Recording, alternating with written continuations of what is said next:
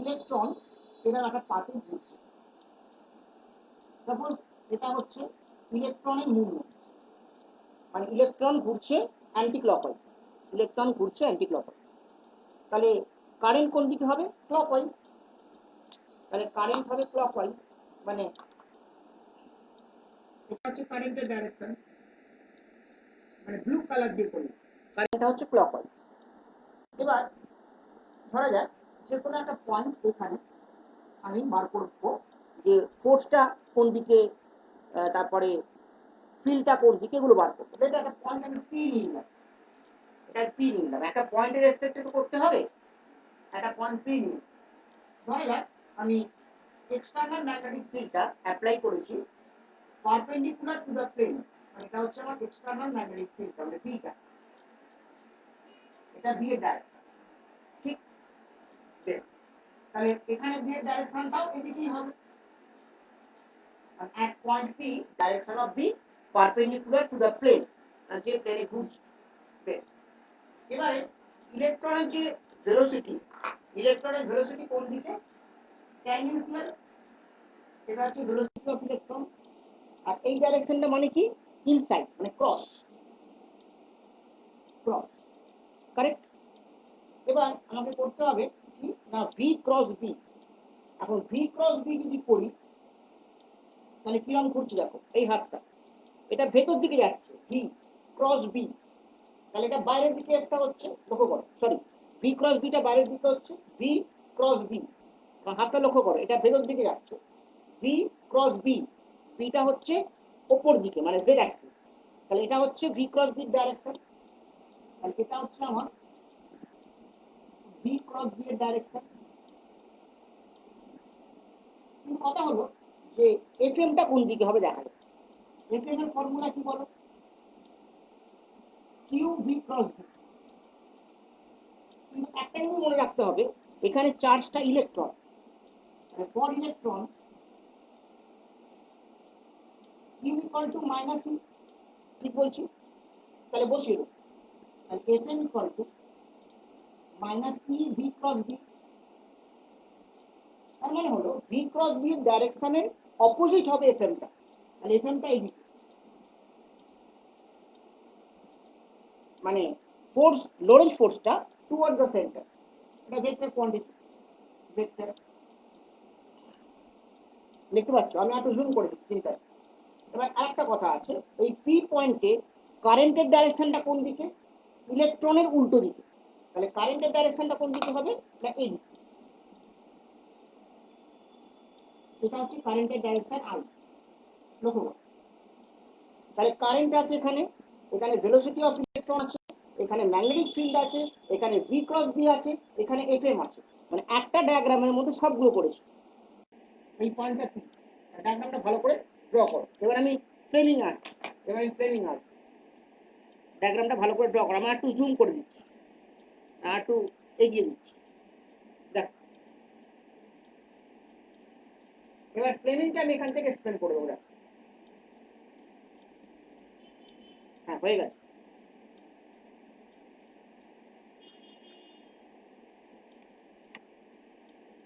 মানে কোনটা প্লাস, কোনটা মাইনাস, কোনটা আউটওয়ার্ড, কোনটা ইনওয়ার্ড, কোনটা টুয়ার্ড সেন্টার, কোনটা আপওয়ার্ড, এগুলো জানতে হবে। এই কারেন্টটা কিন্তু বাইরের দিকে, মানে আউটওয়ার্ড, এটা একটা ডট দিতে পারে, ডট,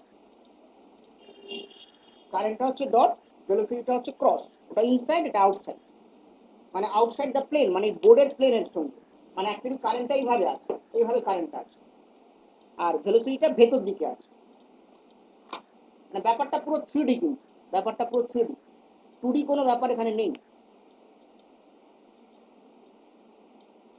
আচ্ছা, এটা যদি হয়ে যায় ড্রয়িংটা, শুধু ড্রয়িংটা হলেই হবে না, ড্রয়িংটা বুঝতে হবে।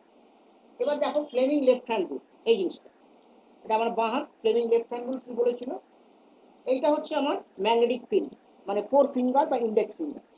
মিডল ফিঙ্গারটা কি না কারেন্ট, আর থামটা কি না direction of force, direction of force. তাহলে এখানে অ্যাপ্লাই করি, দেখো ম্যাগনেটিক ফিল্ড হচ্ছে এইটা, দেখো উপর দিকে, ম্যাগনেটিক ফিল্ডটা উপর দিকে, মানে অ্যালং জেড অ্যাক্সিস। এইটা হচ্ছে কারেন্ট, কারেন্টটা হচ্ছে আউটওয়ার্ড, মানে আমার দিকে, তোমাদের দিকে, ক্যামেরার দিকে। আর এটা হচ্ছে ফোর্স, দেখো মিলে গেল, ফোর্সটা হচ্ছে ইনওয়ার্ড। এই তিনটে ফ্লেমিং এক্সপ্লেন করলো ইউজিং লেফট হ্যান্ড রুল, এইটা এইটা আর এইটা। তাহলে এই তিনটে according to Fleming left hand rule মিলে গেল। তাহলে Fn B and I, so it is Fleming's left hand rule.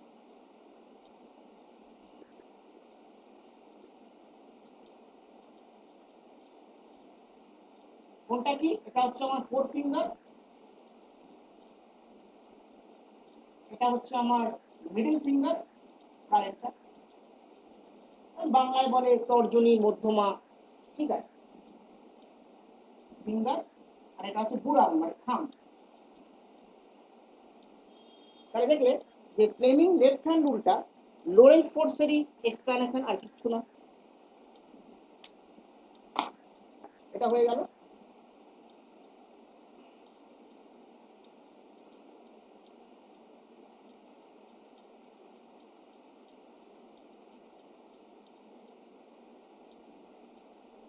হয়ে গেলে একবার যেমন ডান লেখো বা ডিএন লেখো বা ডি লেখো, একবার লিখবে। আমি তাহলে পরের টপিকটাই বেশিক্ষণ ক্লাস আজকে নেবো না, জাস্ট ওই যে রিমেনিং পোর্শনটা শেষ করবো, ঠিক আছে?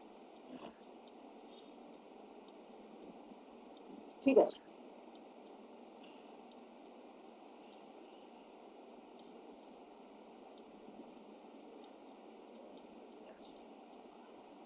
তাহলে মুছি।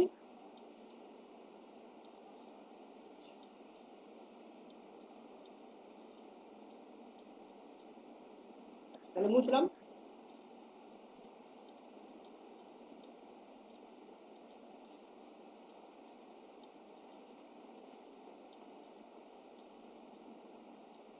এবার দেখো,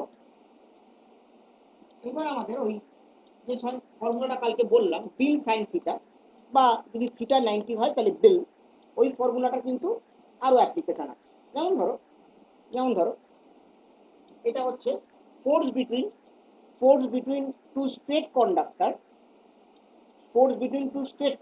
লক্ষ্য করো,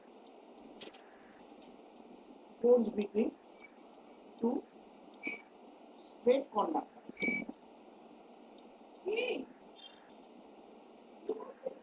force between two straight conductor.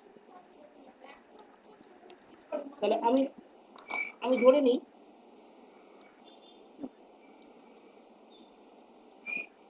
নিই, যে দুটো straight conductor parallel to each other and current flowing in same direction. মানে দুটো স্ট্রেট কন্ডাক্টর থাকবে, তারা একটার প্যারালাল, আর কারেন্টটা একই দিকে যাচ্ছে।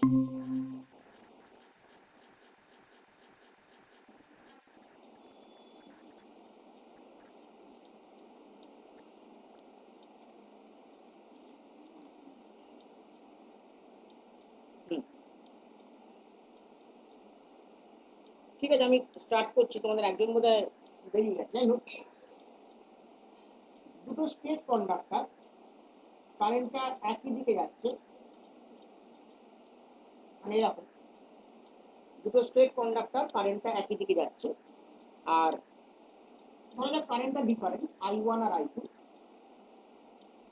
and they are parallel to each other। হ্যাঁ, এই জয়েন করো।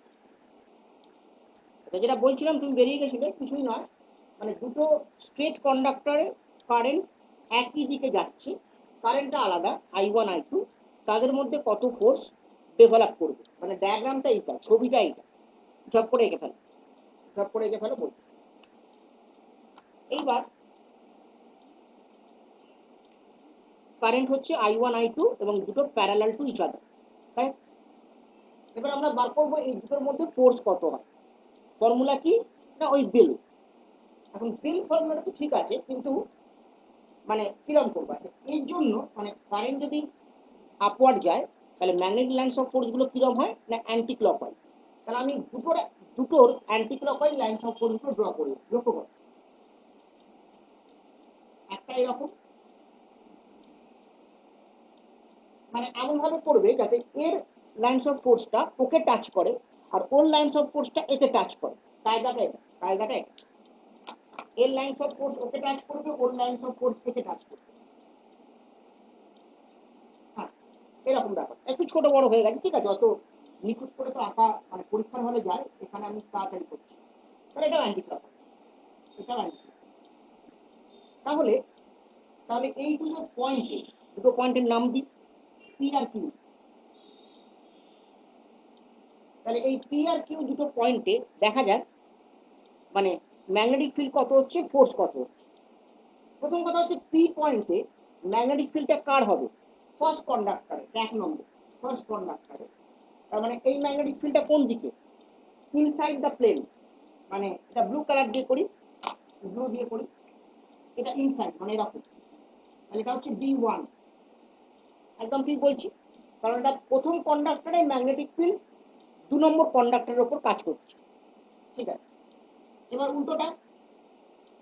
উল্টোটা, সেকেন্ড কন্ডাক্টরের ম্যাগনেটিক ফিল্ড 1 নম্বরে কাজ করছে, তাহলে এখানে ডাইরেকশনটা কি হবে, ব্ল্যাক দিয়ে করি, এটা কিন্তু আউটওয়ার্ড, দেখো এরকম ঘুরছে, তাহলে এই পয়েন্টে ম্যাগনেটিক ফিল্ডটা বাইরের দিকে, তুমি এই অ্যান্টি ক্লকওয়াইজ মুভমেন্টটা দেখলেই বুঝতে পারবে, এবং এই দুটো অ্যান্টি প্যারালাল হবে, এটা B2,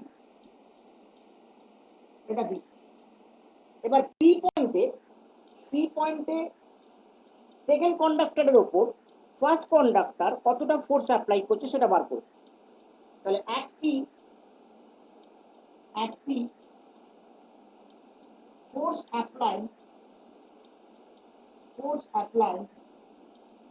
by first over বা on second conductor,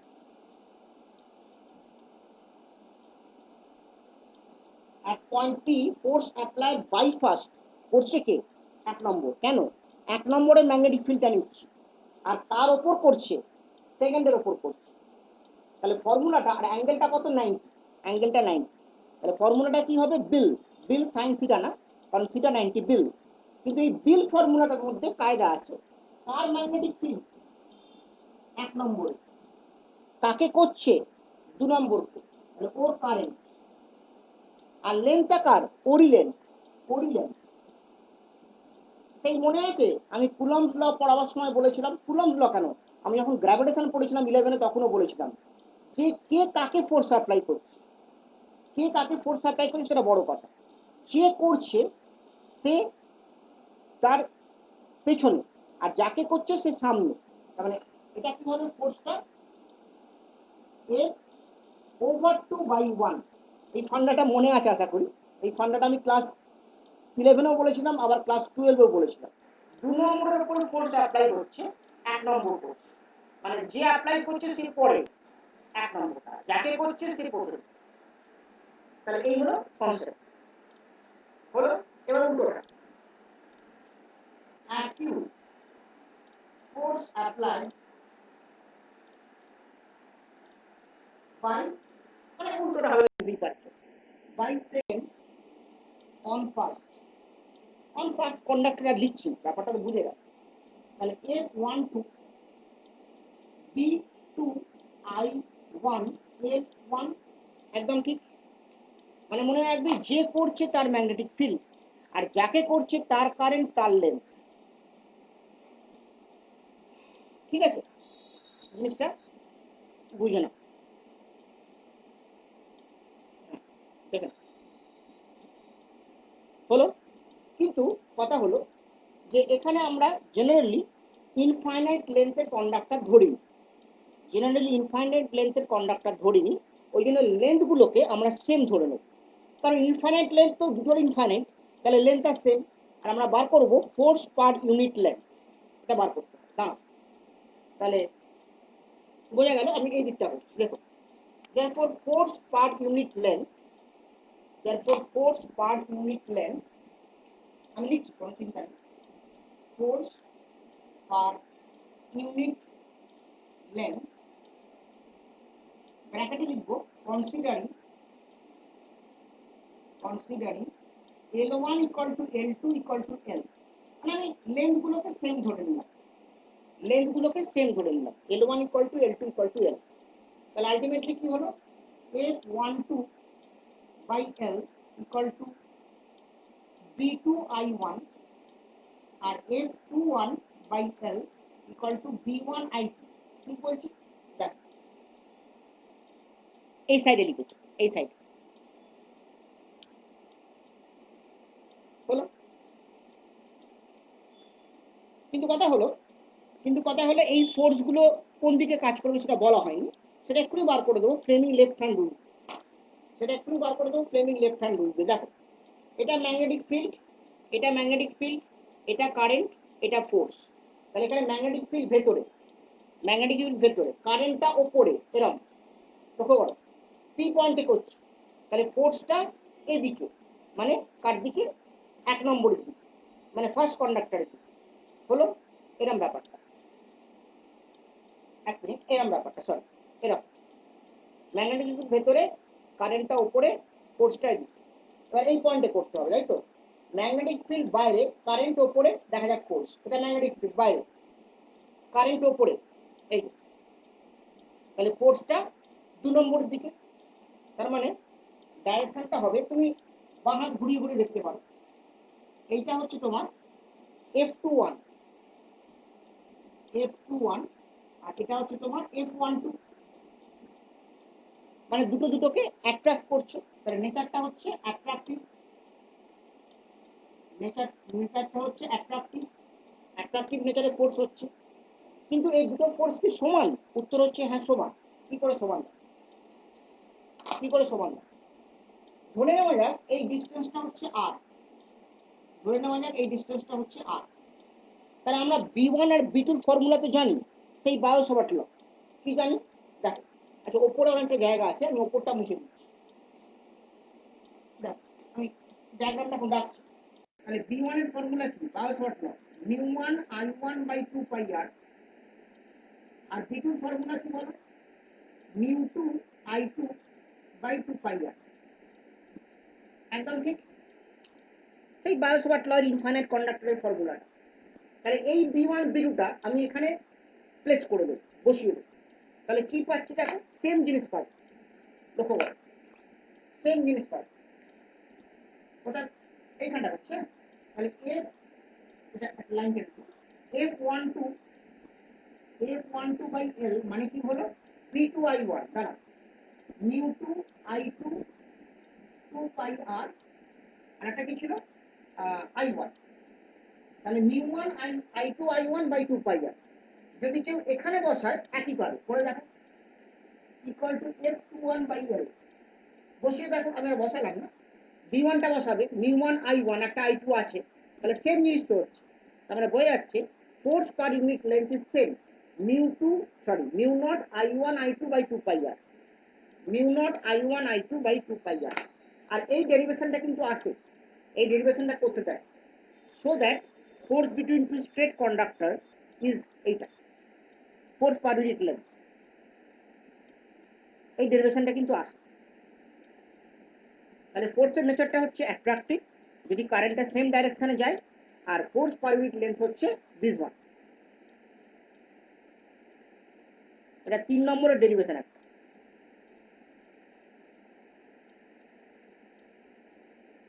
হয়ে গেলে বলবে, আমি নেক্সটটা যাব,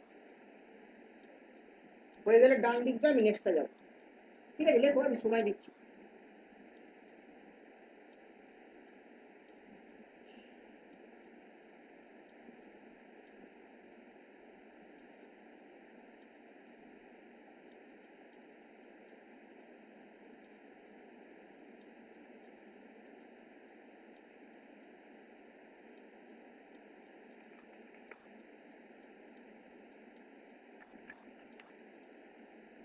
ঠিক আছে, এখান থেকে নিউমারিক্যালও আসে, কিন্তু এই ফর্মুলাটা দিয়ে নিউমারিক্যালও দেয়। বা মনে করো বললো ফোর্স কত, সেক্ষেত্রে লেন্থ বলে দেবে, ইন দ্যাট কেস লেন্থটা দেওয়া থাকবে।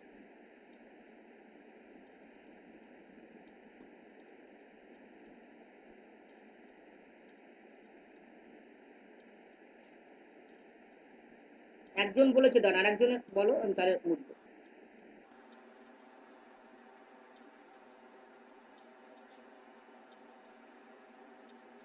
বাহ, শাশ্বত অনেকদিন পরে শাশ্বত লেখে না। ঠিক আছে অঙ্কিতা, তাহলে তোমারও হয়ে গেছে আশা করি, বুঝছি। আচ্ছা, তাহলে এটা গেল, ঠিক আছে, তাহলে এটা গেল তোমার যদি সেম ডাইরেকশনে কারেন্ট ফ্লো করে। হ্যাঁ ঠিক আছে, ঠিক আছে, এটা যদি সেম ডাইরেকশনে কারেন্টটা যায়, কিন্তু যদি কারেন্টটা অপোজিট ডাইরেকশনে যায়, ব্যাপারটা একই হবে, এক্সপ্রেশন কোনো চেঞ্জ হবে না, শুধু ফোর্সটা হবে রিপালসিভ, শুধু ফোর্সটা হবে রিপালসিভ। তাহলে একটা লাইন লিখে নাও, একটা লাইন লিখে নাও, if current flows, just একটা line, if current flows in opposite direction, if current flows in opposite direction,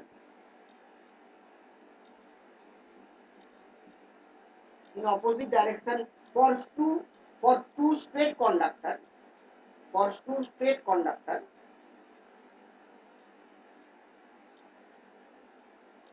for two straight conductors in parallel,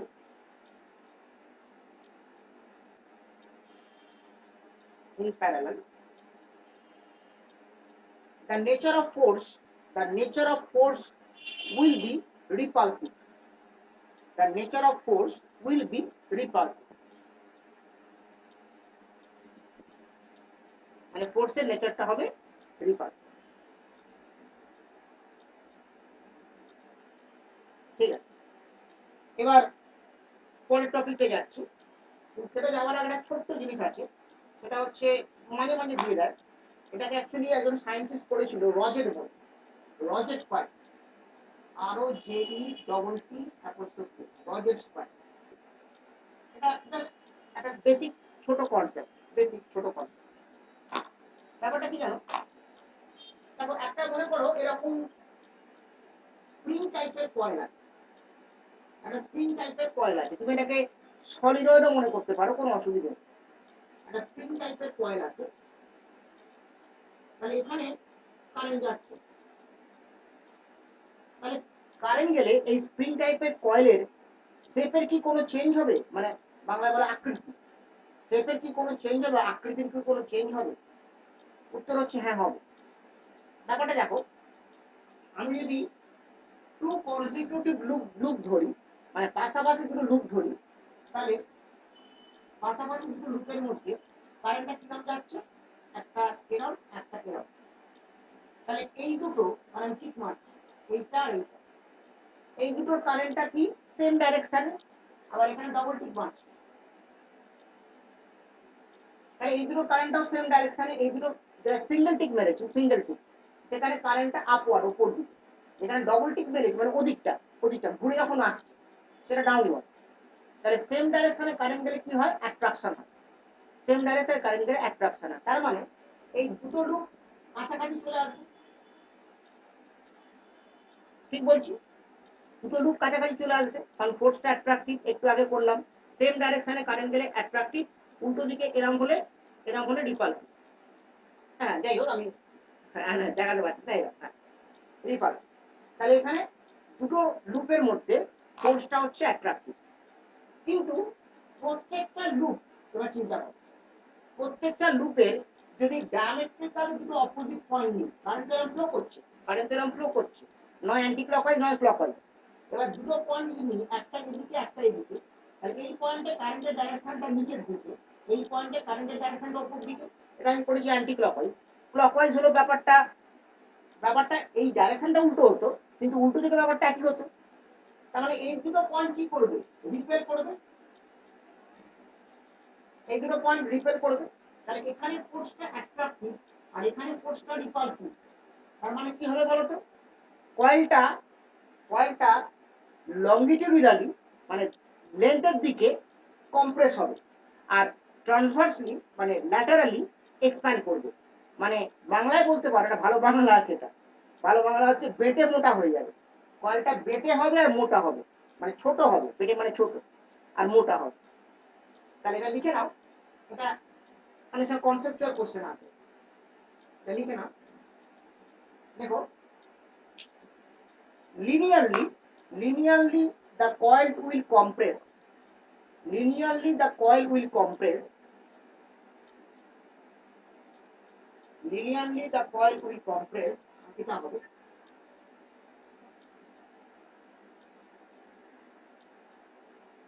and laterally মানে r এর দিকে laterally the coil will expand. মানে বাংলা যাকে বললাম বেড়ে মোট, ঠিক আছে। এটা অনেক সময় কনসেপচুয়াল কোশ্চেন দেয়, জিনিসটা খুবই সোজা, পরীক্ষার হলেও চিন্তা করে দেখা যায়, কিন্তু আগে জানা থাকলে সুবিধা, ঠিক আছে। এটা একেবারে রজার্স কয়েল, দেখবে আছে বইতে, মানে ছোট করে আছে, তোমাদের এনসিইআরটি-তে হয়তো নেই, হয়তো এই ব্লু বক্সে আছে, কিন্তু অন্যান্য বইগুলোতে পাবে, নতুন সূত্রে আছে, বা তোমাদের বাংলা মিডিয়াম যে বইটা দুয়ারিতেও আছে, ঠিক আছে। এটা হয়ে গেল। এরপর আমরা যাবো যেটা, সেটা হচ্ছে খুব দরকারি জিনিস, সেটা হচ্ছে টর্ক ওভারে coil and principle of DC motor. Torque over a coil, current carrying coil, and ওর সাথে principle of DC motor. Start করো। এটা কিন্তু বুঝবে না।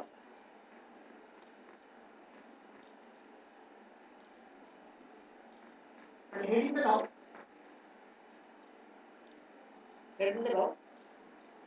Torque over current carrying coil.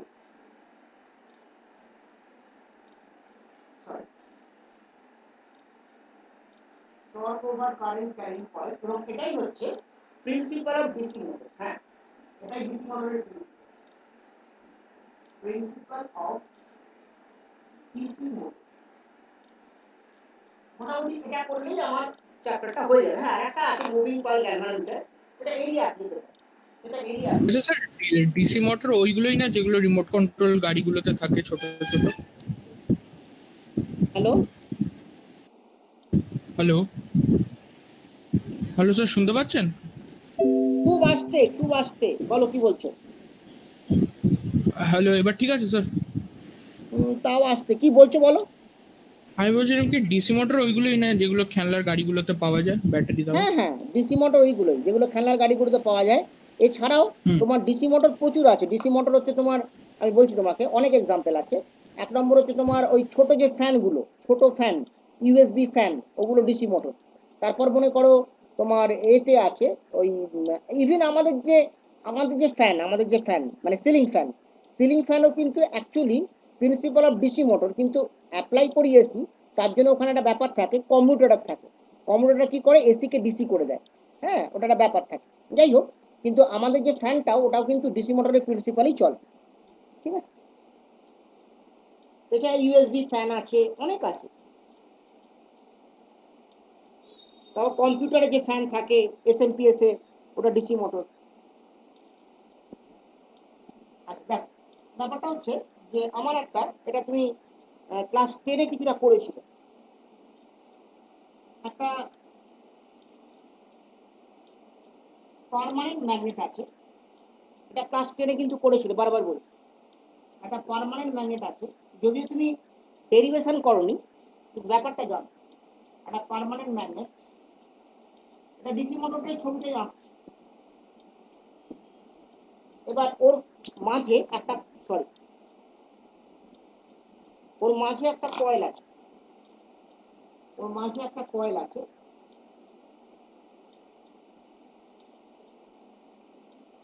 তাহলে এই কয়েল দিয়ে কারেন্ট পাস করা, কারেন্ট ফ্লো করা।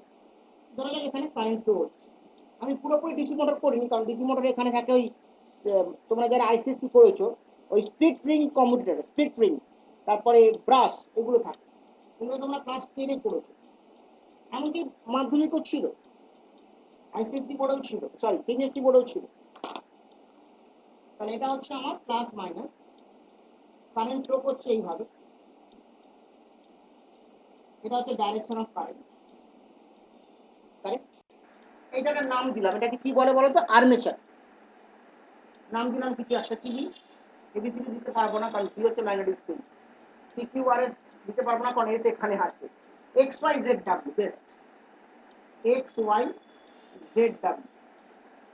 এই এক্স ওয়াই জেড ডাব্লিউটা কি না, armature. X Y Z W কে বলে আর্মেচার।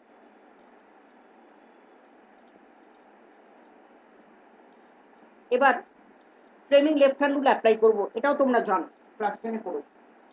এটা কারেন্ট যাচ্ছে আই, এখানেও কারেন্টটা আই কিন্তু নিচে, তাহলে Fleming left hand rule apply করা যাক। এইটা ম্যাগনেটিক ফিল্ড কোন দিকে? এদিকে, ম্যাগনেটিক ফিল্ডটা এদিকে বি, তাহলে ম্যাগনেটিক ফিল্ড কারেন্ট, এটা ম্যাগনেটিক ফিল্ড এক্স ওয়াই করছে, এক্স ওয়াই, কারেন্টটা ওপর দিকে, তাহলে ফোর্সটা হচ্ছে ইনসাইড, তাহলে এক্স ওয়াইটা ইনসাইড মুভ করবে, মানে এরকম, মানে ফোর্সটা ইনসাইড হবে, এটা এফ দ্বারা, জায়গাটা একটু ছোট, এটা ক্রস করে দিব, এটাকে ক্রস করে, তাহলে এই ফোর্সটা ইনসাইড মুভ করছে। এবার চলে এসো এদিকে, এদিকে একটা পয়েন্ট নিলাম, আমি একটু ক্লোজ করে দেবো, চিন্তা নেই, এখানে পয়েন্ট নিলাম, এবার আবার ফ্লেমিং লেফট হ্যান্ড, এটা ম্যাগনেটিক ফিল্ড, এটা কারেন্ট, তাহলে ফোর্সটা বাইরের দিকে, আউটওয়ার্ড ডট, তার মানে বুঝতে পারছো এটা ভেক্টর কনসেপ্ট। আর্মেচারটা যে প্লেনে আছে তার সাথে ওটা পারপেন্ডিকুলার, ইচ্ছে হলে এখানে 90 ডিগ্রি একটা সিম্বল দিতে পারো, তুমি ছোট্ট করে দিতে পারো, খুব ভালো হয়, ছোট্ট করে 90 ডিগ্রি একটা সিম্বল দাও, দেখো আমি দিয়েছি, আমি একটু জুম করে দিচ্ছি, দেখো ডায়াগ্রামটা একটু কাছে থেকে দেখলে ভালো লাগবে, দাঁড়াও না, এবার দেখ, আমি দুটো পারপেন্ডিকুলার সাইন দিয়েছি, যাতে বোঝা যায় যে ওটা 90 ডিগ্রি, মানে আর্মেচারের প্লেনের সাথে ফোর্সটা 90 ডিগ্রি, একটা ইনসাইড একটা আউটসাইড। তাহলে এই দুটো ফোর্স কি করবে না টর্ক প্রডিউস করবে, টর্ক, আবার ক্লাস 11, টর্ক মানে কি? Force into perpendicular distance. এবার পারপেন্ডিকুলার ডিসটেন্স কোনটা? এইটা, এইটা আমার পারপেন্ডিকুলার ডিসটেন্স। এবার আবার স্টার্ট করছি, দেখো একটু হেলে গেল না, দাঁড়াও দেখি পুরোটা দেখা যাচ্ছে, একটু নিচটা দেখা যাচ্ছে, নিচটা না দেখা গেলেও হবে, নিচটা প্লাস মাইনাস আছে, ওটা না দেখা গেলেও হবে, তো আমি একটু চেষ্টা করছি ঠিক করে দেবো, দাঁড়াও ক্লোজও চাইছি আবার,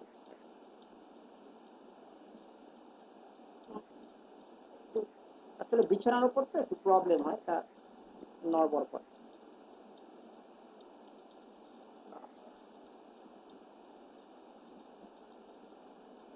হ্যাঁ মোটামুটি ঠিক আছে। এবার দেখো,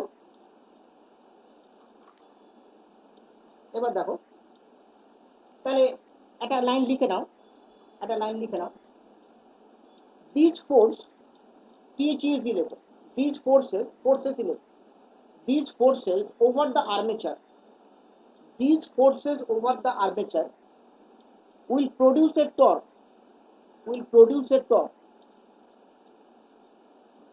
these forces over the armature will produce a torque, হয়েছে? এবার আমরা আর্মেচারটা লেন্থ আর ব্রেডথ নেব, ওয়েট কর, এটাকে নিয়ে নি লেন্থ,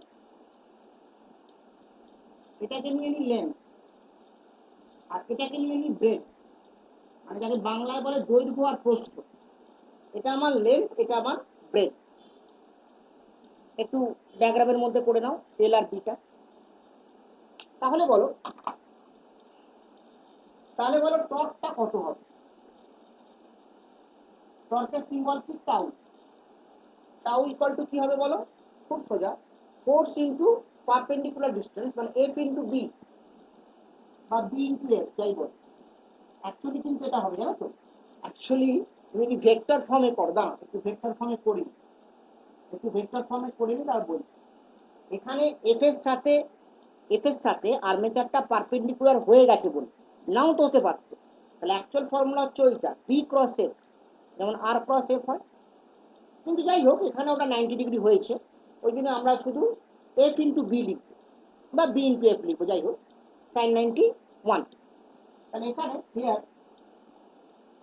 দেখতেই পাচ্ছি থিটাটা 90 হয়েছে, অবশ্য না হলে ওটা কিন্তু এফ বি সাইন থিটা হতো, তাহলে torque equal to F into B হয়েছে। আবার আমরা লোরেন্জ ফোর্সে দেখলাম F equal to Q sine theta. আচ্ছা দাও, এখানে দুটো অ্যাঙ্গেল চলে আসছে না, তাহলে একটা কাজ করো, এই অ্যাঙ্গেলটাকে থিটা না বলে এটাকে আলফা বলো। এই অ্যাঙ্গেলটাকে আলফা বলো। এই অ্যাঙ্গেলটা কার কার মধ্যে বলো তো? ফোর্স আর আর্মেচারের মধ্যে। ফোর্স আর আর্মেচারের মধ্যে অ্যাঙ্গেলটা এটা লিখে নিচ্ছি, পারো এক সেকেন্ড লিখে দিচ্ছি। এই আলফা অ্যাঙ্গেলটা হচ্ছে দাও এখানে অ্যাঙ্গেল বিটুইন এফ অ্যান্ড কি অ্যান্ড আর্মেচার, মানে প্লেন অফ আর্মেচার বা আর্মেচার বললেও হবে। আর্মেচার ফোর্স আর আর্মেচারের মধ্যে অ্যাঙ্গেলটাকে আলফা ধরছি। দাঁড়াও, ওদিকটা কেটে যাচ্ছে না, ওদিকটা কেটে গেছে। এবার দেখ, এবার দেখ, ফোর্স বিটুইন, হ্যাঁ force between, sorry angle between force and armature. আর এখানে যে বিল সাইন থিটা আমরা শিখেছি, এই থিটা অ্যাঙ্গেলটা কার কার মধ্যে? এই থিটা অ্যাঙ্গেলটা হচ্ছে, বলো কার কার মধ্যে করেছিলাম? আমি বলছি ভি ক্রস বি ছিল, মানে সোজা কথা কারেন্টের সাথে ম্যাগনেটিক ফিল্ড, কারেন্টের সাথে ম্যাগনেটিক ফিল্ড, কারণ ভি এর ডাইরেকশনটা অ্যাকচুয়ালি কারেন্টের ডাইরেকশন ধরে নিয়েছি। তাহলে কারেন্ট আর ম্যাগনেটিক ফিল্ড বা ওটা যদি আমি ভেক্টর প্রোডাক্টে করি তাও তো হয়। এফ ইকুয়াল টু কি ছিল বলছি, আই এল ক্রস বি, মনে পড়ছে? ভেক্টর ফর্মটা মনে পড়ছে? এল ক্রস বি ছিল, মানে এল এর সাথে, এল এর ডাইরেকশনকেও কারেন্টের ডাইরেকশন বলেছিলাম, এল এর সাথে ম্যাগনেটিক ফিল্ডটা, তাই না? সেটা হচ্ছে থিটা। বেশ, এবারে এখানে থিটাটাও কিন্তু 90, অলসো থিটা ইকুয়াল টু 90, কারণ এখানে দুটোই 90 হয়েছে। তাহলে আলটিমেটলি এফ ইকুয়াল টু বিল। কিন্তু যদি কোনোটা 90 না হতো, তাহলে অরিজিনাল ফর্মুলাটা কি হতো বলতো? অরিজিনাল ফর্মুলাটা হতো এফ বি সাইন আলফা, আবার এফ হচ্ছে বিল সাইন থিটা। তাহলে টর্ক হয়ে যেত, অরিজিনাল ফর্মুলা কি হলো জানো? এরকম টর্ক হতো P I L B sine alpha sine theta. হ্যাঁ, অরিজিনাল ফর্মুলা কিন্তু এটাই, অরিজিনাল ফর্মুলা কিন্তু এটাই। কিন্তু আমরা এখানে সুবিধার জন্য দুটো অ্যাঙ্গেলকেই 90 ধরে নিয়েছি। সুবিধা মানে কি, ডায়াগ্রামে যা আসছে, সুবিধা অসুবিধা কিছু নেই, ডায়াগ্রামে আসছে। কিন্তু যদি ওরম 90 না হয় তাও কিন্তু টর্ক হতে পারে। তাহলে এটা আলফাটা হচ্ছে বি আর এফ এর মধ্যে অ্যাঙ্গেল, বিটা মানে হচ্ছে আর্মেচারটাই বলতে পারো, আর্মেচারের ব্রেকটা মানে আর্মেচারের প্লেনটা, হ্যাঁ, আর এফ এর সাথে, আর থিটাটা হচ্ছে এল আর বি এর সাথে। এগুলো বারবার বলছি কেন, এমন অঙ্ক দিতেই পারে যেখানে থিটাটা হয়তো 90 না, আলফাটাও 90 না, হতেই পারে। তা যাই হোক, আমাদের এখন সুবিধা হয়ে গেল। তাহলে টর্ক হয়ে গেল কি বিল, এফ হয়ে গেল বিল, আর টর্ক হয়ে গেল এফ বি। তাহলে আলটিমেটলি কি হলো, therefore টর্ক ইকুয়াল টু, লক্ষ্য করো এটা মুছে দিচ্ছি, এই কনসেপ্টগুলো তো তোমার ক্লাস 10 ছিল না, আলফা থিটা এগুলো এখন। তাহলে টর্ক হয়ে গেল তোমার পি আই এল পি, কারণ আমরা থিটাও 90 ধরেছি, আমরা আলফাও 90 ধরেছি। তাহলে এই ফর্মুলাটা দাঁড়াবে। এখন কথা হলো যে এল ইন্টু বি মানে কি, সবাই জানি area, but L into B মানে এরিয়া, এল ইন্টু বি মানে area, area of car, area of armature, area of armature. আবার আর্মেচারের, আর্মেচারে কি হয়, আর্মেচারের নাম্বার অফ টার্নস থাকে। ধরা যাক আর্মেচারে এন নাম্বার অফ টার্নস আছে, তাহলে for N number of turns ultimately কি হয়ে যাবে, টর্ক ইকুয়াল টু বিনা, হ্যাঁ actually BINA sine theta, torque equal to BINA, কারণ এটা হচ্ছে এরিয়া, এলবি থেকে এসছে, এনটা হচ্ছে নাম্বার অফ টার্নসের জন্য। তাহলে টর্ক হচ্ছে বিনা, ইফ এটা লিখেও দিচ্ছি, if theta not equal to 90, if theta not equal to 90, এখানে থিটা কিন্তু এই থিটাটা বেল সাইন থিটা থেকে এসছে, ওটা আলফা ধরেছি মাথায় রাখবে। তাহলে torque equal to Veena sine theta, আমি দুটোই লিখে রাখলাম। তাহলে এটা আমার ম্যাক্সিমাম টর্ক, বিনা হচ্ছে ম্যাক্সিমাম টর্ক, আর এমনি নর্মালি বিনা সাইন থিটা। আবার আলফা যদি না হয় সেখানে আলফাটাও আসবে, সব রকমই আছে। আলফা যদি 90 না হয় সেখানে আবার ওর টার্মটা চলে আসবে। এটা লিখে নাও, হয়ে যাচ্ছে, এটা হয়ে গেছে। তাহলে এটাই হলো আমার টর্কের ফর্মুলা। তাহলে torque applied in DC motor হচ্ছে এটা, বিনা। দেখবে তোমাদের ক্লাস 10-এ থাকতো যে টর্কটা কার কার উপর ডিপেন্ড করে, চারটে factor: magnetic field, current, number of turns, area of the armature. কিন্তু কেন কি করে সেটা থাকতো। তাহলে এটাই হচ্ছে প্রিন্সিপাল অফ ডিসি মোটর। তো হয়ে গেল। তবে বারবার বলছি থিটা আর আলফার কনসেপ্টটা কিন্তু ঠিক করবে, কোনটা থিটা কোনটা আলফা। এখানে দুটোকে 90 ধরছি, তাই নাও তো হতে পারতো।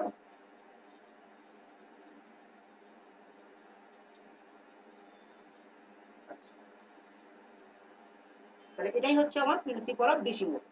এছাড়া যেটা আছে ডিসি মোটরের, ওই ধরো স্পিড স্প্রিং, তারপর ব্রাশ, ওগুলো তো ক্লাস 10-এ পড়েছো, আর বইতেও আছে ডেসক্রিপশনটা ওটা আমি আজ বলছি, ওটা আমি আর বলছি। এটা হয়ে গেলে বলবে, আমি এরপরে চলে যাব মুভিং কয়েল গ্যালভানোমিটার, এই চ্যাপ্টারের লাস্ট টপ। আর হ্যাঁ, আর একটা আছে সাইক্লোট্রন। সাইক্লোট্রনটা সিবিএসসি বোর্ডে বাদ দিয়ে দিয়েছে, কিন্তু সাইক্লোট্রনটা আমি পড়িয়ে দেবো। আমার কাছে একটা ভালো সাইক্লোট্রনের নোটস আছে, মানে আমারই করা, করেছিলাম। ওটা আমি আগে তোমাদের পাঠিয়ে দেবো, যদি বুঝতে অসুবিধা হয় বুঝবে। সাইক্লোট্রনটা হচ্ছে কালকে যেটা বললাম, ওই লোরেন্জ ফোর্সের থার্ড কেসটা, ওই থার্ড কেসটা দিয়ে হবে। তবে হ্যাঁ, ইনস্ট্রুমেন্টের ডেসক্রিপশনটা বলতে হবে কি করে কাজ করে। Particle accelerator.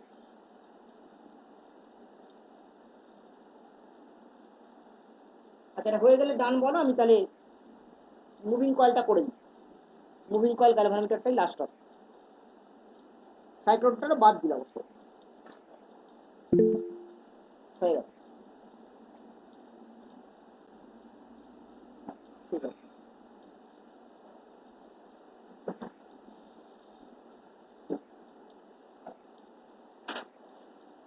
আর একজন কেউ বলো, আমি বুঝবো না।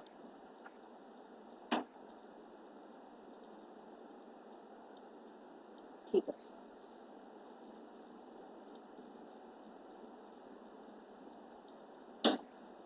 ঠিক আছে। তোমার ল্যাপটপে তো মানে মুখের কাছে নিয়ে গেলে হয়, ল্যাপটপে তো একটা ইনবিল্ট মাইক্রোফোন থাকে। আমি তো যে তোমাদের ক্লাস নিচ্ছি, এটা কিন্তু আমি কোনো ইউজ করছি না, এমনিই করছি।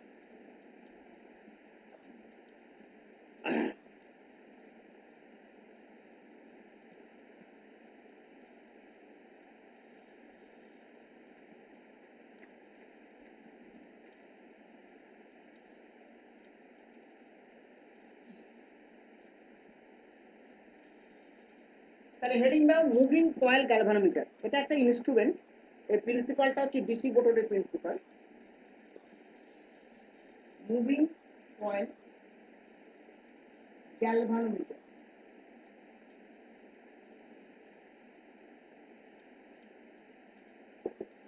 Moving coil galvanometer.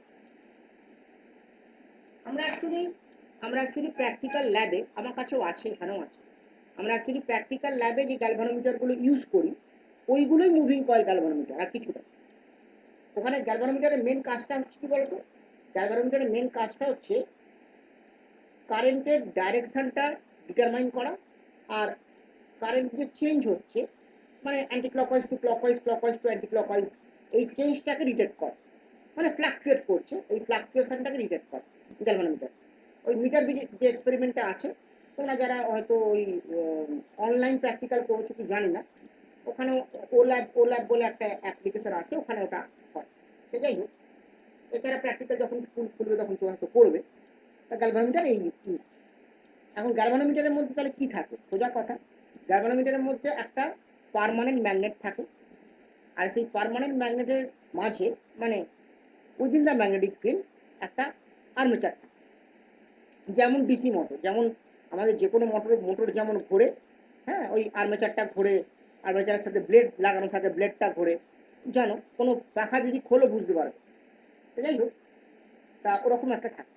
কিন্তু কথা হলো এখানে যখন আর্মেচারটা ঘোরে তার সাথে একটা পয়েন্টার লাগানো থাকে, যাকে বাংলা বলে কাঁটা। এই গ্যালভানোমিটারের কাঁটাটা ঘুরছে, ওই পয়েন্টারটা লাগানো আছে আর্মেচারের সাথে, 1 নম্বর।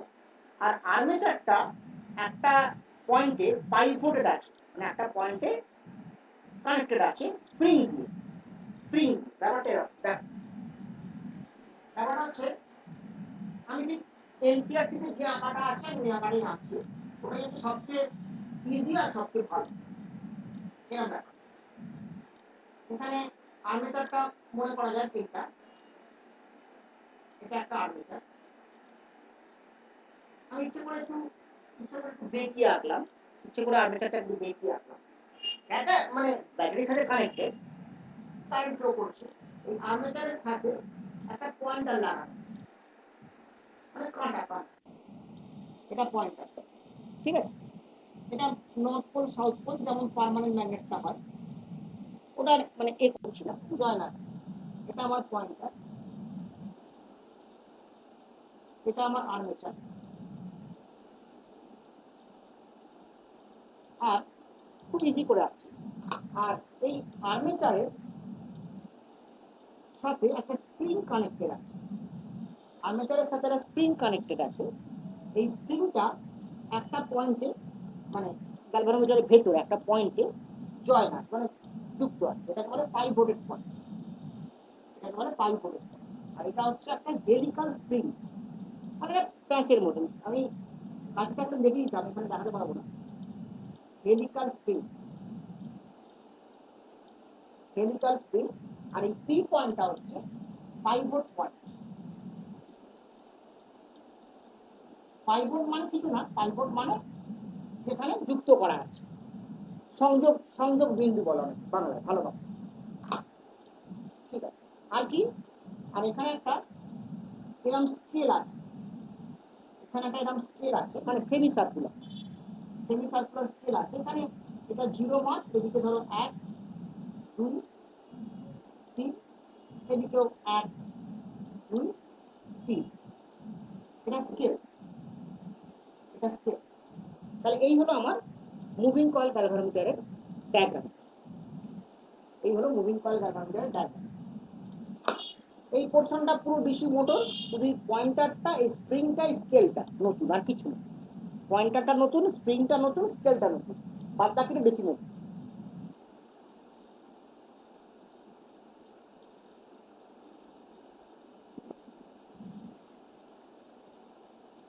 হয়েছে?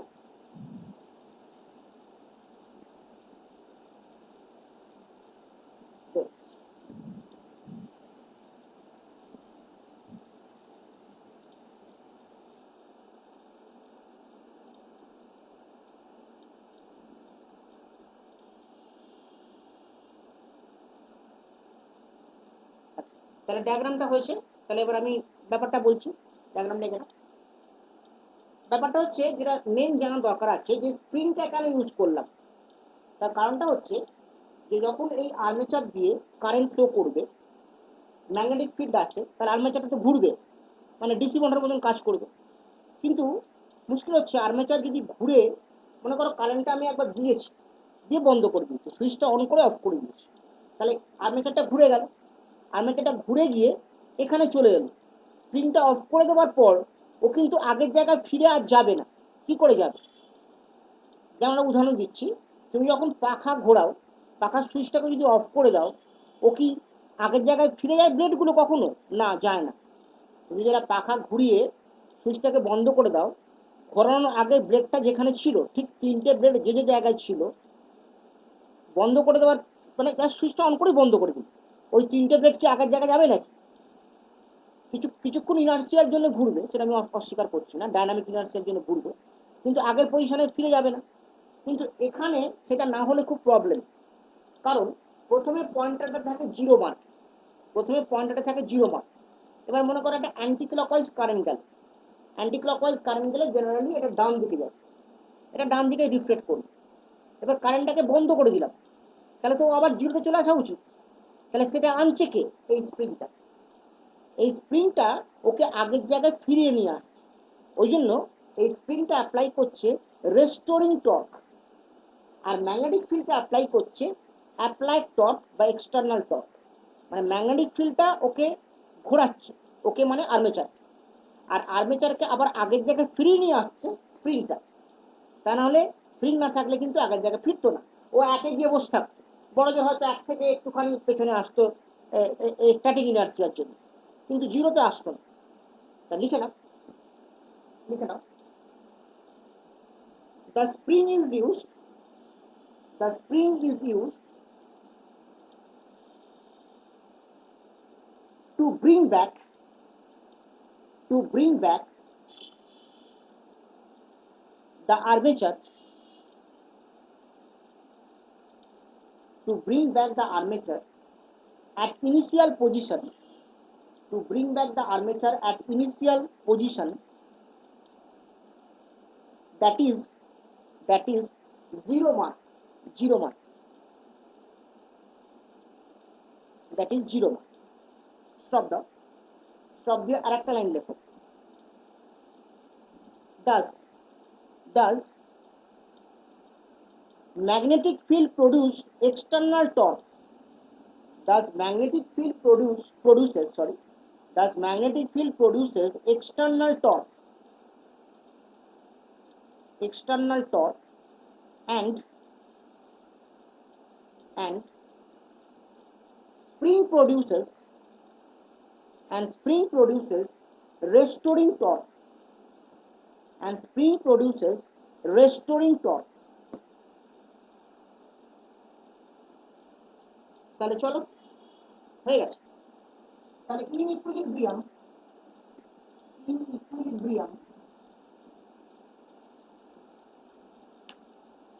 applied torque equal to restoring torque, applied torque equal to restoring torque,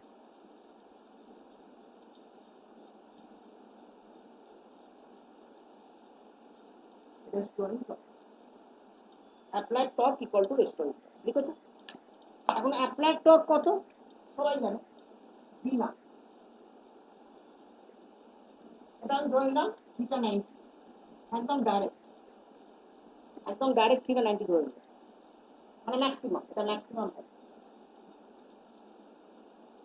equal to restoring torque. তো রেস্টোরিং টর্ককে এইটা বলে, তুমি বলবে এটা আবার কি জিনিস বলছি, এই সিটাকে বলে টর্ক পার ইউনিট টুইস্ট, বা অনেকে কাপেলও বলে, couple per unit twist.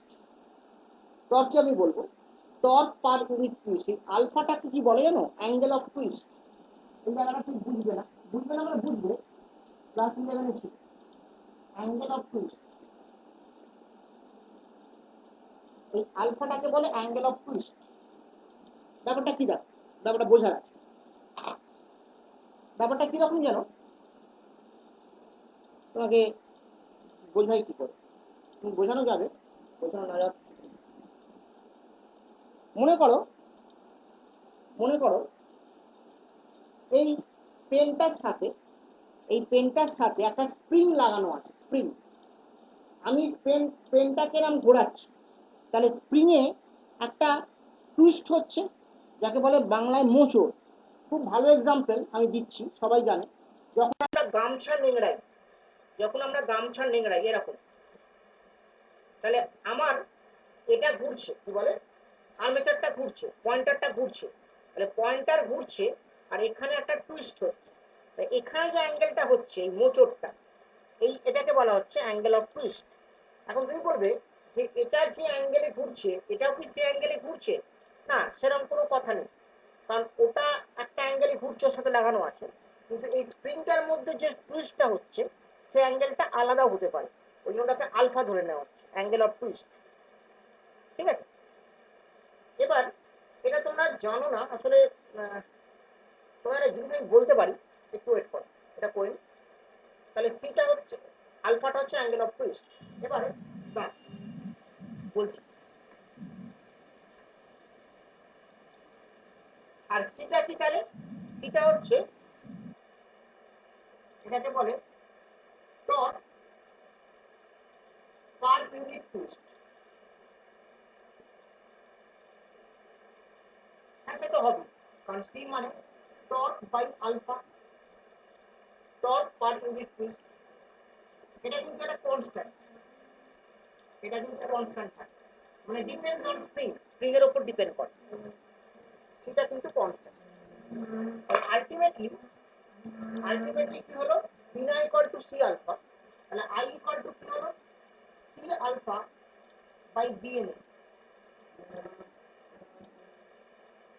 C alpha by B N, মানে বোঝা যাচ্ছে যে current is directly proportional to alpha. এর আলফার প্রপোর্শনাল সাইনটা একরকম হয়ে গেছে, ঠিক আছে, current is directly proportional to alpha, কারণ এই সি বাই বি এন কে, এটা এন হবে, তো ভুল করে ফেলেছি, এই সি বাই বি এন কে আর একটা কনস্ট্যান্ট ধরে নিতে পারো K, C by B N কে আর একটা কনস্ট্যান্ট ধরে নিতে পারো কে, তো ultimately current is directly proportional to angle of twist, current is directly proportional to angle of twist of the spring, spring এর যে angle of twist টা, দেখেন তাহলে এটাই হচ্ছে মুভিং কয়েল গ্যালভানোমিটার, এটাই হচ্ছে মুভিং কয়েল গ্যালভানোমিটার। এখানে আরেকটা জিনিস আছে আমি বলে দিচ্ছি, যেমন এতটা বলেছি ওটাও বলে দিচ্ছি, কোনো অসুবিধা নেই। তাহলে আই প্রপোর্শনাল টু আলফা, আলফাটা হচ্ছে অ্যাঙ্গেল অফ টুইস্ট, ওটা কোথায় হচ্ছে, স্প্রিং এ হচ্ছে, আর এটা কনস্ট্যান্ট, সি বাই বি এনটা কনস্ট্যান্ট, ঠিক আছে। তাহলে এটা হয়ে গেল মুভিং কয়েল গ্যালভানোমিটার। এখানে দুটো ছোট ছোট জিনিস আছে, একটা হচ্ছে কারেন্ট সেন্সিটিভিটি আর ভোল্টেজ সেন্সিটিভিটি, বলে দিচ্ছি, পড়ে রাখ, এটা হলেই শেষ, এই দিকটা বুঝবো,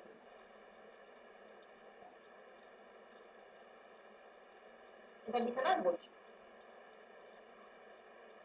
আমি এটা মুছছি না এখন, দেখো কারেন্ট সেন্সিটিভিটি, কারেন্ট সেন্সিটিভিটি এটা কি জানো, খুব সহজ, এটা হচ্ছে আলফা বাই আই, মানে angle of twist per unit current, কত হবে এটা, আলফা বাই আই হচ্ছে বিএনএ বাই সি, এটাকে বলে কারেন্ট সেন্সিটিভিটি, মানে angle of twist per unit current, আলফার নিচে আই যাচ্ছে তাহলে বিএনএ সি যাবে, স্বাভাবিক ব্যাপার। আরেকটা আছে ভোল্টেজ সেন্সিটিভিটি, ভোল্টেজ সেন্সিটিভিটি, এটাকে বাংলায় বলে বলছি প্রবাহ মাত্রার সুবেদিতা, সুবেদিতা, আর ভোল্টেজের ভোল্টেজই বলে বিভব সুবেদিতা, এটা হবে আলফা বাই ভি, ভি মানে পোটেনশিয়াল, আবার ভি এর ফর্মুলা কি বল, ভি ইকুয়াল টু আই আর, সবাই জানে, আবার আলফা বাই আই মানে কত, বিএনএ বাই সি, তাহলে বিএনএ বাই সি আর, এখন এই আরটা কি, রেজিস্ট্যান্স কার, আর্মেচারের, আবার কার, এই আরটা হচ্ছে resistance of armature, resistance of armature, কারণ নিশ্চয় স্প্রিং এর রেজিস্ট্যান্স হবে না, স্প্রিং যে তার টাইম যাচ্ছে না, তাহলে রেজিস্ট্যান্স অফ আর্মেচার হলো। তাহলে এই হলো আমাদের মুভিং কয়েল গ্যালভানোমিটার, আমার হয়ে গেছে, কিন্তু আমি ওই অ্যাঙ্গেল অফ টুইস্টটা একটু বলতে চাই, একটা জিনিস, মানে জাস্ট শুনে নাও, লিখতে হবে না, আর এটা হয়ে গেলে আমাকে বলো, এটা হয়ে গেলে ডানটা বলো, আমি একটা কনসেপ্ট একটু দিয়ে দেবো, আর কিছু হয়ে গেছে, কারেন্ট সেন্সিটিভিটি, ভোল্টেজ সেন্সিটিভিটি, এই দুটো অনেক সময় দেয়, হয়ে গেছে, বাহ, তো ফার্স্ট হচ্ছে,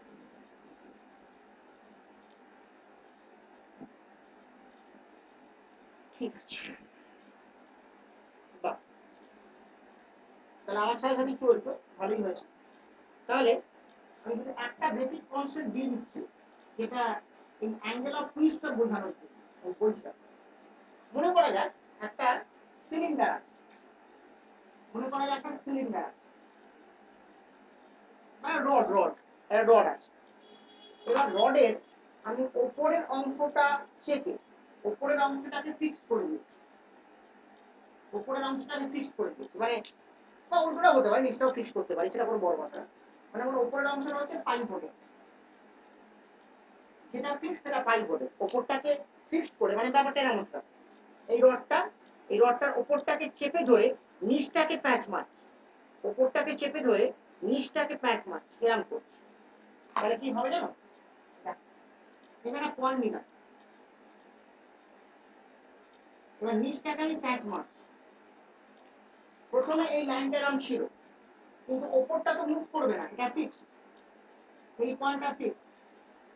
নিচের পয়েন্টটা সরে এখানে চলে আসবে, নিচের পয়েন্টটা সরে এখানে চলে আসবে, ধরো এখানে ছিল এ তে, এটা চলে আসবে এ ড্যাশ, এরকম হয়ে যাবে, এরকম হয়ে যাবে। এইবার এই জিনিসটাকে যদি আমি রডের সেন্টার দিয়ে চিন্তা করি, তাহলে কিরকম হবে বলো,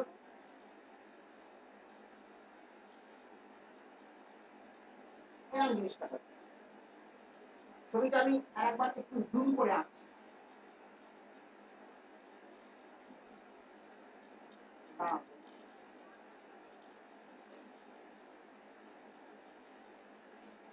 দেখতে এরকম হবে। এটা মুভ করে গেছে, এটা এতে ছিল, এর কাছে চলে এসেছে। এটা রডের অ্যাক্সিস, এটা হচ্ছে সিলিন্ডারের অ্যাক্সিসটা, এটা সিলিন্ডারের অ্যাক্সিসটা। এইবার লক্ষ্য করো, ভালো করে লক্ষ্য করো, এই অ্যাঙ্গেলটা হচ্ছে অ্যাঙ্গেল অফ টুইস্ট, আর এই অ্যাঙ্গেলটা হচ্ছে অ্যাঙ্গেল অফ শিয়ার। মানে একটা হচ্ছে মোচড় দিচ্ছে আর একটাকে গায়ে হচ্ছে, তাহলে দুটো অ্যাঙ্গেল কি এক? নিশ্চয় এক না। হ্যাঁ, তাহলে এই অ্যাঙ্গেলটা আমি ধরে নিচ্ছি আলফা, আর এই অ্যাঙ্গেলটাকে ধরে নিচ্ছি থিটা। বুঝতে পারছো?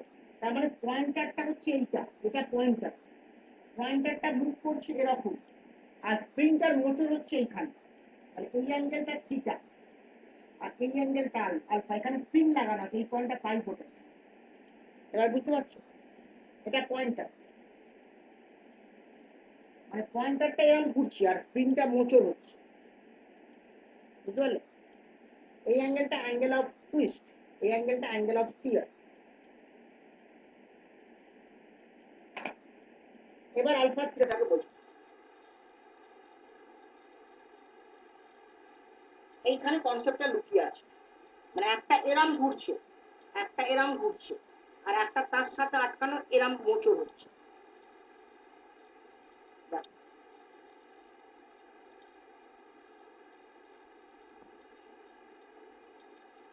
মানে দুটো ডিফারেন্ট প্লেনে, বাংলা কথা, দুটো ডিফারেন্ট প্লেন। এটা একটা প্লেন, এটা একটা প্লেন, দুটো এক প্লেনে নয়।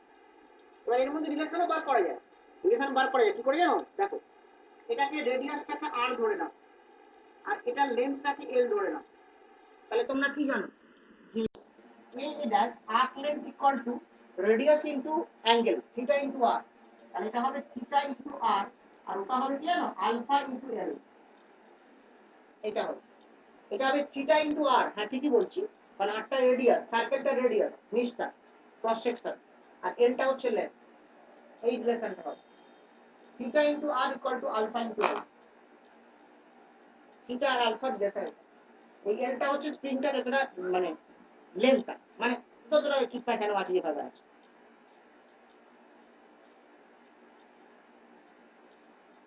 ঠিক আছে, এটা তোমাদের বোঝালাম, এটা তোমাদের মানে বইতে নেই, জিনিসটা বইতে বোঝানো নেই, ওরা জাস্ট টুইস্ট বলে ছেড়ে দিয়েছে। কিন্তু টুইস্ট কোনটা আর